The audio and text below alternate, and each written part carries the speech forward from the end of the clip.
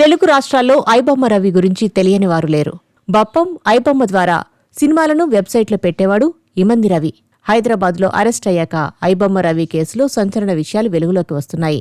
HD cinema పైరసీపై నోరు విప్పాడు iBomma Ravi. Police కస్టడీలో సంచలన విషయాలు బయటపడ్డాయి.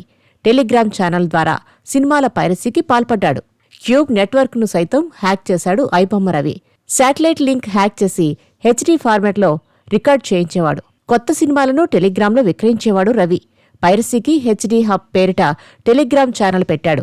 పైరసీ లింక్ అప్లోడ్ చేసి $100 నుంచి $300 వరకు వసూలు చేసినట్టు గుర్తించారు. హిట్, థండేలా, కిష్కింధకాండ చిత్రాలను శాటిలైట్ లింక్ ద్వారా పైరసీ చేశాడు ఐబొమ్మ రవి. అతడి నుంచి రాబట్టాల్సిన విషయాలు, సేకరించాల్సిన ఆధారాలు ఇంకా ఉన్నాయని పోలీసులు చెబుతున్నారు. తాజాగా 4 కేసుల్లో 12 రోజుల పాటు కస్టడీకి అనుమతి ఇచ్చింది నాంపల్లి కోర్టు. ఒక్కో కేసులో 3 రోజుల పాటు విచారించాలని కోర్టు ఆదేశించింది. రవిని ఇప్పటికే 8 రోజుల పాటు 2 సార్లు కస్టడీలో విచారించారు సైబర్ క్రైమ్ పోలీసులు. రవిపై మొత్తం 5 కేసులు నమోదు చేశారు సైబర్ క్రైమ్ పోలీసులు.